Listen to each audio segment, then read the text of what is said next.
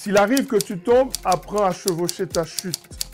Que ta chute devienne un cheval pour continuer le voyage. Mesdames et messieurs, bonjour, bonsoir. Je suis PF pour LTLT Lakers tout le temps, la chaîne francophone des Lakers.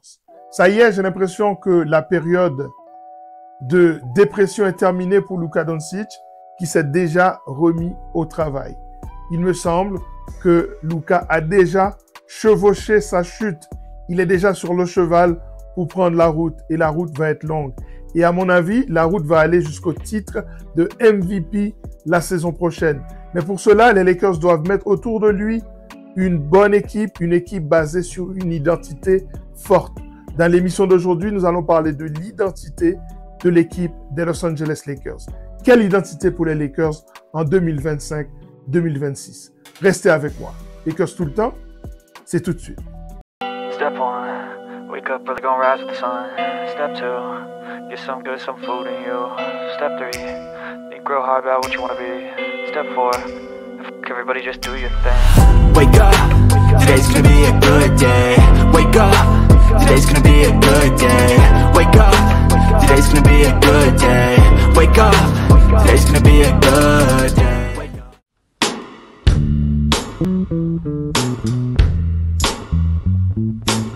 Il se trouve que lors de cette finale qui commence ce soir entre les Pacers d'Indiana d'un côté et OKC de l'autre, eh bien, il y a une forte identité dans chacune de ces deux équipes.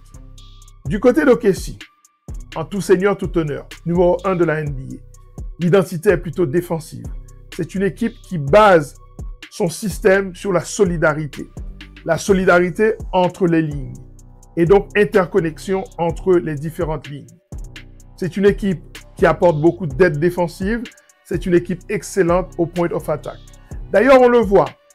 Lorsque cette équipe gagne un match et qu'il passe à l'interview devant la presse, eh bien, ils amènent tout le groupe de copains par solidarité. On sait que c'est une équipe qui vit bien autour de leur leader numéro 1 MVP de la saison, Shai Gilgeous-Alexander, mais aussi autour de Jalen Williams, qui est le numéro 2 de cette équipe. Du côté d'Indiana, c'est également un jeu collectif, mais cette fois basé sur une orientation vers l'attaque.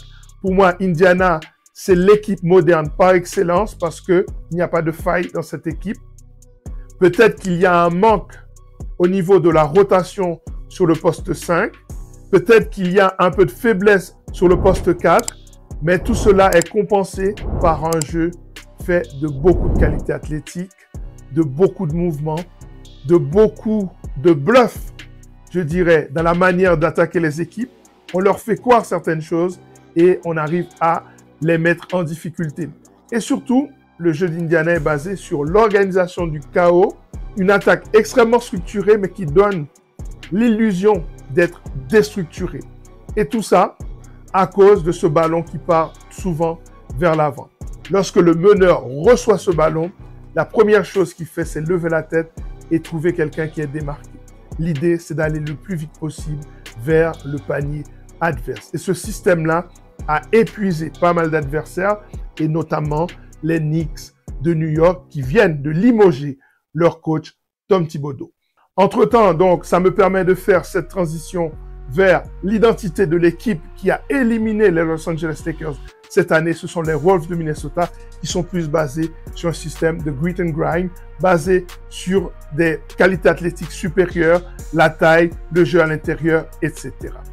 Au cours de l'histoire récente de la NBA, chacune des équipes qui a gagné le titre NBA s'est appuyée sur une identité claire et consistante tout au cours de la saison.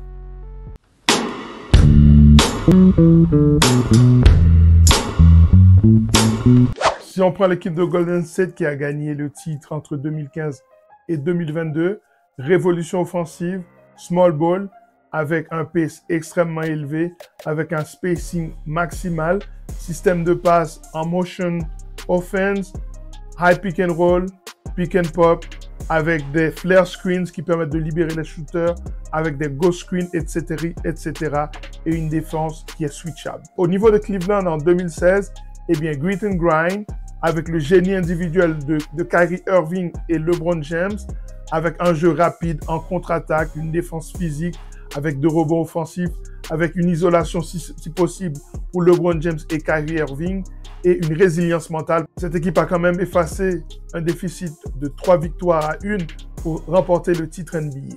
En 2019, Toronto a gagné sur base d'un grit and grind qui est apporté du côté de Canada par des garçons comme Danny Green, comme Kawhi Leonard, comme Kyle Lowry ou un garçon comme Serge Ibaka avec une défense suffocante, avec de la défense qui switch, avec un jeu collectif extrêmement bien huilé et une profondeur de banc.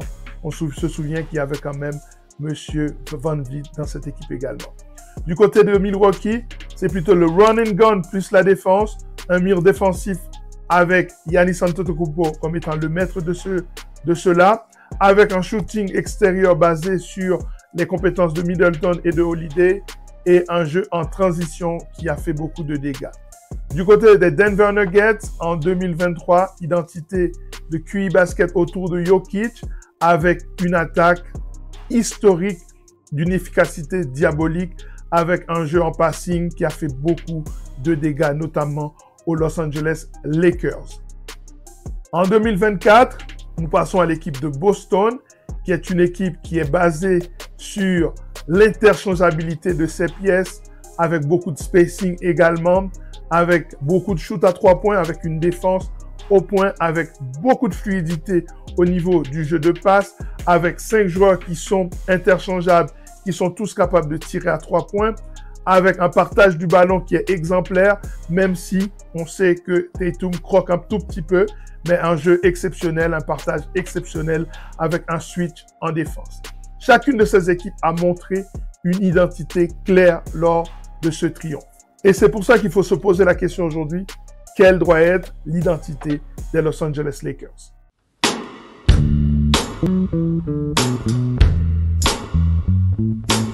Pour moi, l'identité des Lakers doit passer par ce qu'on a vu en deuxième partie de saison.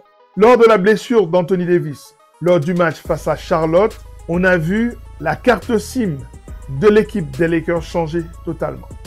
Avec une défense basée sur la solidarité, avec beaucoup de switch en défense, avec un def line-up défensif qui est devenu, à ce moment-là, pendant cette période-là, l'une des meilleures défenses de la ligue.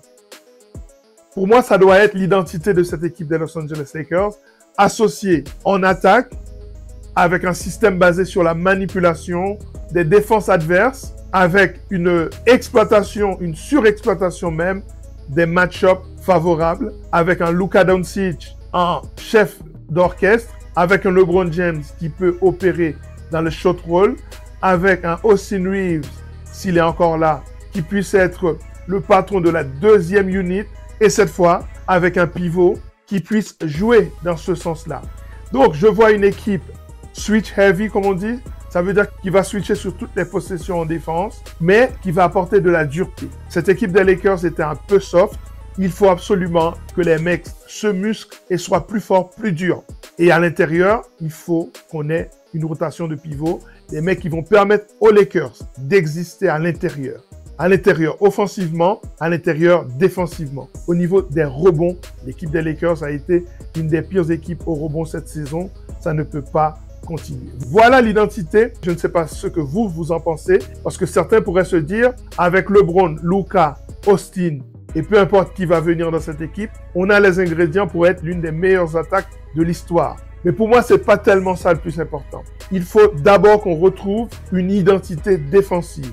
Donc, si je dois choisir entre les 3 identités dont j'ai parlé en début d'émission, à savoir l'identité d'OKC, celle de Minnesota et enfin celle d'Indiana, je dirais plus quelque chose qui soit une combinaison entre ce que fait OKC et ce qu'a fait l'équipe de Minnesota.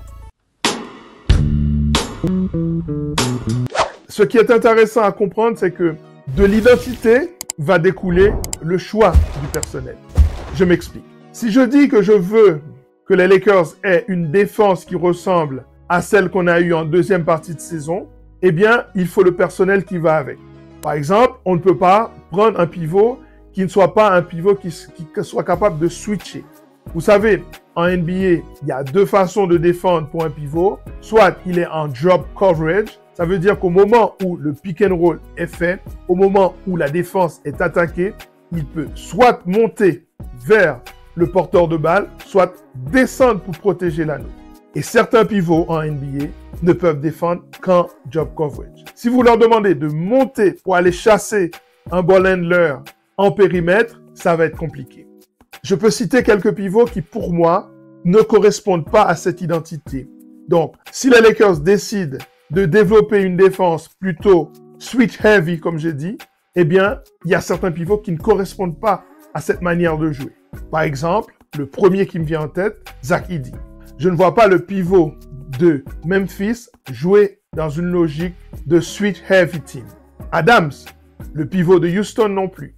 Brook Lopez, pour ceux qui pensent à lui. Si vous faites venir Brook Lopez, vous êtes condamné à défendre en job coverage. Vous ne pouvez pas demander à 37 ans à Brook Lopez d'aller couvrir des mecs qui vont systématiquement le cibler. Donc, j'ai cité ces 3 cas, il y en a d'autres. Le choix de l'identité va déterminer le choix du personnel, pas seulement sur le poste de pivot. Le poste de pivot étant un exemple. Sur le poste de meneur, il faudra un meneur capable de défendre sur 3 postes, de telle sorte que quand il y a un switch qui est fait, il puisse se retrouver sur quelqu'un de plus grand que lui, sans que la différence soit trop notable. Et puis surtout, il faut beaucoup de 3&D. Vous devez avoir plusieurs mecs entre 1,95 m et 2 m qui sont capables d'être sur le terrain en même temps pour défendre dans un système de switchabilité optimale. Idéalement, il faudrait que ces mecs puissent mettre leur shoot afin qu'ils puissent être sur le terrain au moment où l'équipe attaque. Parce que ce n'est pas tout de défendre, il faut aussi attaquer.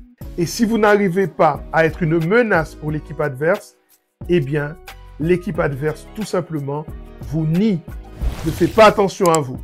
Et si elle ne fait pas attention à vous, c'est qu'il y a une double attention sur quelqu'un d'autre.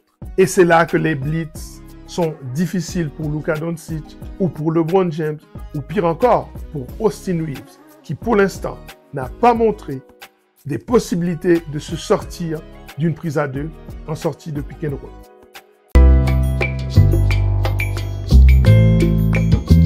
Voilà, ça en est terminé pour cette émission consacrée à cette question de l'identité des Los Angeles Lakers.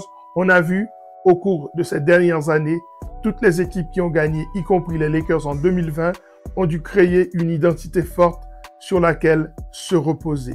Et de cette identité découle le choix des joueurs, le genre de gars qu'on peut aller chercher lors de la free agency et du genre de trade qu'on peut faire. J'espère que vous avez aimé ce contenu. Si c'est le cas, mettez le pouce bleu qui me fait énormément de bien. N'oubliez pas de vous abonner à cette chaîne si ce n'est pas encore fait. N'oubliez pas de partager cette vidéo afin qu'elle soit connue d'autres personnes. Vous êtes les meilleurs. Prenez soin de vous. Bon match de playoff, bonne finale NBA. À très bientôt. Ciao.